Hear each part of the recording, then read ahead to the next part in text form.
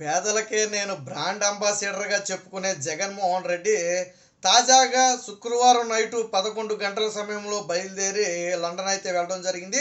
సాధారణంగా లండన్ అంటే అందరూ విమానాల్లో మారుకుంటూ వెళ్తారు, లేదా జనరల్ క్లాసులో మామూలుగా వెళ్తూ ఉంటారు. కానీ మరి ఈయన ముఖ్యమంత్రి కాబట్టి, అందులోనూ రూపాయి జీతం తీసుకునే ముఖ్యమంత్రి కాబట్టి, పేదలకు బ్రాండ్ అంబాసిడర్ కాబట్టి ఈయన కోసం ప్రత్యేకంగా విదేశాల నుంచి అయితే ఒక విమానాన్ని తెప్పించడం జరిగింది. ఈ విమానమే నిన్న మధ్యాహ్నమే గన్నవరం అయితే చేరుకోవడం జరిగింది. రాత్రి జగన్మోహన్ రెడ్డి గారు అయితే ఈ విమానంలో బయలుదేరి వెళ్ళడం జరిగింది. మొత్తంగా ఈ విమానానికి అద్దె ఎంత అయ్యా అంటే గంటకు 12 లక్షలంట. జగన్మోహన్ రెడ్డి గారు తెచ్చుకున్నటువంటి ఈ విమానంలో కేవలం 14 సీట్లు మాత్రమే ఉంటాయి. దీని అద్దె గంటకు 12 లక్షలు. అంటే జగన్మోహన్ రెడ్డి గారి లగ్జరీకి సరిపడగా ఉంది. ఆయన ఇప్పుడు పెత్తందారుడు ఎవరో పేదవాడు ఎవడో జగన్మోహన్ రెడ్డి చెప్పాలా? సరే, ఆయన పర్యటన కోసం విదేశాలకు వెళ్ళటం వల్ల ఎవరికి వచ్చిన ఇబ్బంది లేదు. కానీ ఆయన పదే పదే చెప్పేవాడు కదా, పెత్తందారుడు పేదవాడు అని చెప్పి జగన్మోహన్ రెడ్డి చెప్పేవాడు కదా. మరి పెత్తందారుడు పేదవాడు అంటూ చెప్పినటువంటి జగన్మోహన్ రెడ్డి విమానం గంటకు 12 లక్షల రూపాయలు అద్దె. పోనీ రాష్ట్రానికి ఏదైనా పెట్టుబడుల కోసం వెళ్ళుండో, లేదా రాష్ట్రానికి ఆయన వెళ్ళటం వల్ల రాష్ట్రానికి మేలు జరుగుతుందని అనుకుని ఉంటే మనం కూడా సరే పోతే పోనీలే అనుకోవచ్చు. కానీ జగన్మోహన్ రెడ్డి గారు ఎక్కడికి వెళ్తున్నారు? బహుశా తన కూతుళ్ళ దగ్గరికి వెళ్ళి ఉండొచ్చు.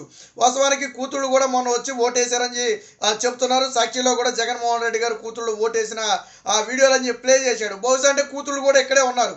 బహుశా వాళ్ళని దింపడానికి ఏమన్నా వెళ్తున్నాడేమో. కేవలం లండనే కాదు, అక్కడి నుంచి ఏదో 2-3 దేశాలకు అయితే జగన్మోహన్ రెడ్డి గారు కోర్టు అనుమతి అయితే తీసుకున్నట్టుగా తెలుస్తుంది. మొత్తంగా లండన్ అయితే బయలుదేరారు. గతంలో కూడా జగన్మోహన్ రెడ్డి గారు లండన్కి వెళ్తే దాదాపుగా 30 కోట్లు 40 కోట్లు ఖర్చు అయింది, రాను పోను ఖర్చు. ఇప్పుడు విచిత్రం ఏంటంటే ముఖ్యమంత్రి గారి భద్రత కోసం, ఈయన కుటుంబ భద్రత కోసం ఆల్రెడీ 4 అధికారులను ఇప్పటికే లండన్ పంపారు. వాళ్ళ ఖర్చులు కానివ్వండి, ఇతర వసతి సౌకర్యాలకు కానివ్వండి, దాదాపు ₹1.5 కోటి రాష్ట్ర ఖజానా నుంచే ఖర్చు పెట్టాలి. అంటే ఇప్పటికే వెళ్ళినటువంటి అధికారుల ఖర్చు కూడా మన నెత్తి మీదే రుద్దాల, రాష్ట్ర ప్రజల నెత్తి మీదే రుద్దాల. ఇప్పుడు జగన్మోహన్ రెడ్డి గారు గంటకు 12 లక్షల రూపాయలు పెట్టి మళ్ళీ ప్రత్యేక విమానాన్ని తెప్పించుకుని విదేశాలకు వెళ్ళటం. అక్కడి నుంచి ఆయన ఎట్టెట్టు తిరుగుతాడో, ఎంతెంత ఖర్చు అవుతుంది అనేది మనకైతే తెలియదు. కానీ దీనికోసం ఈయన తెచ్చుకున్న విమానం ఏంటనుకున్నారు? ఇది ప్రపంచంలోనే అత్యంత విలాసమైన విమానాల్లో ఇది ఒకటి. విస్తా జెట్ కంపెనీకి చెందినటువంటి బాంబాయిర్ 7500 ఈ విమానం పేరు. సో ఈ విమానాన్ని కేవలం జగన్మోహన్ రెడ్డి గారు ఆయన కుటుంబం లండన్ వెళ్ళటం కోసం తీసుకొచ్చినటువంటి ప్రత్యేక విమానం. తిరిగి మళ్ళీ ఇందులోనే రావచ్చు, లేదా ఇంకొక విమానం ఏదైనా బుక్ చేసుకుని రావచ్చు. కానీ మరి జగన్మోహన్ రెడ్డి గారు ఎంత జీతం తీసుకుంటారయ్యా మన ఆంధ్రప్రదేశ్ ముఖ్యమంత్రిగా ఉండి అంటే రూపాయి జీతంగా తీసుకుంటాడు.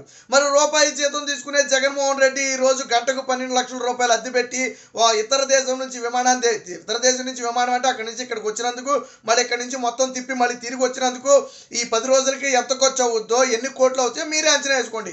గంటకు 12 లక్షల చొప్పున ఎంత ఖర్చు అవుతుంది అనేది మీరే అంచనా వేసుకోండి. సో మరి అంత ఎక్కడి నుంచి వచ్చింది జగన్మోహన్ రెడ్డి గారికి? స్వతహాగా జగన్మోహన్ రెడ్డి గారు ఏమైనా అపర కోటీశ్వరుడా? 2004లో వాళ్ళ నాన్నగారు గెలవడానికి ముందు ఆస్తులు అమ్ముకోవాల్సిన పరిస్థితి, ఉన్న ఇళ్ళు పొలాలు కూడా తాకట్టు పెట్టాల్సిన పరిస్థితి.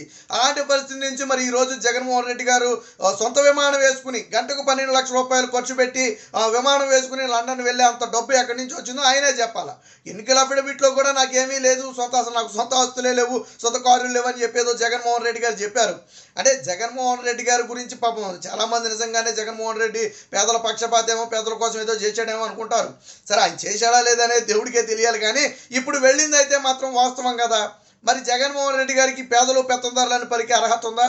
పైగా వాస్తవానికి ఎన్నికలు అయిపోయిన తర్వాత నరాల దగ్గర ఉత్కంఠ ఉంటుంది ఫలితాలు వచ్చే వరకు.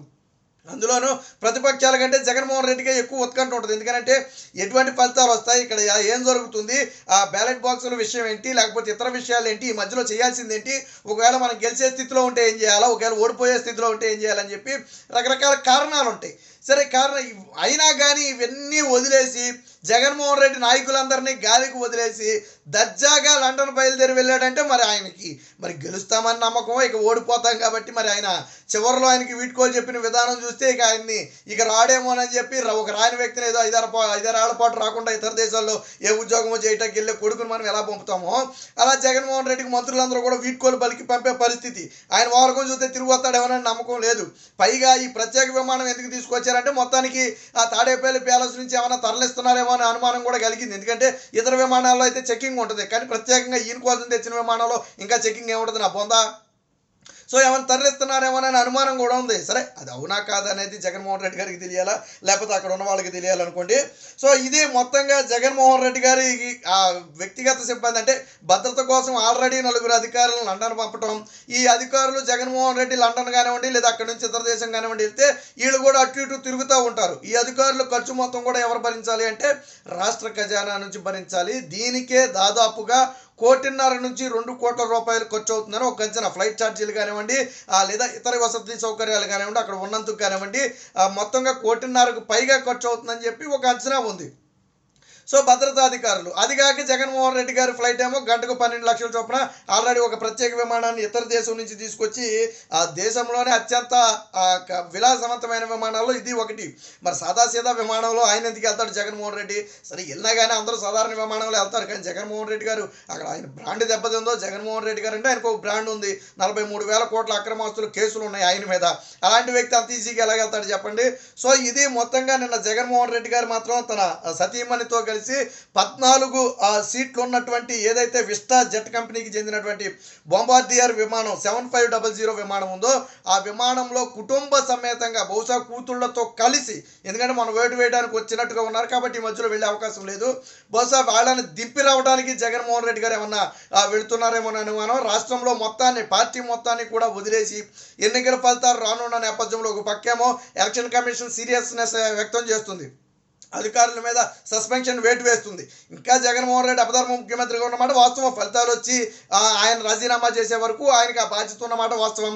అయినా కానీ తన బాధ్యతలను వదిలేసి రాష్ట్రంలో శాంతి భద్రతలన్నీ కూడా గాలికి వదిలేసి జగన్మోహన్ రెడ్డి ఈరోజు విదేశాలకు వెళుతున్నాడు అంటే మరి ఏమనుకోవాలనేది మీరే అర్థం చేసుకోండి. మొత్తంగా జగన్మోహన్ రెడ్డి ఒక విలాసవంతమైన విమానంలో ఎన్నికల తర్వాత జల్సా చేయడానికైతే కోర్టు అనుమతి తీసుకుని, ఇది కూడా ఒక ట్రాజడీ. మొదటేమో సిబిఐ బలంగా వాదించింది. జగన్మోహన్ రెడ్డి కేసులు 15వ తేదీ నుంచి మే 15 నుంచి మెయిన్ కేసులు స్టార్ట్ అవుతున్నాయి, ఇప్పటికే షార్ట్ షీట్లకు సంబంధించి విచారణ ప్రారంభించాల్సి ఉంది అని చెప్పి రకరకాల డిశ్చార్జ్ పిటిషన్లు అన్నీ కూడా పెండింగ్లో ఉన్నాయని చెప్పి రకరకాల కారణాలు చెప్పారు. మరి ఇన్ని కారణాలు చెప్పినప్పటికీ కూడా సిబిఐ కోర్టు అయితే జగన్మోహన్ రెడ్డికి అయితే లండన్ వెళ్ళడానికి పర్మిషన్ ఇచ్చింది. ఇప్పుడే కాదు, గతంలో కూడా ఆయన 1-2 సార్లు లండన్ వెళ్ళాడు, ఒకసారి జెరూసలేం వెళ్ళాడు.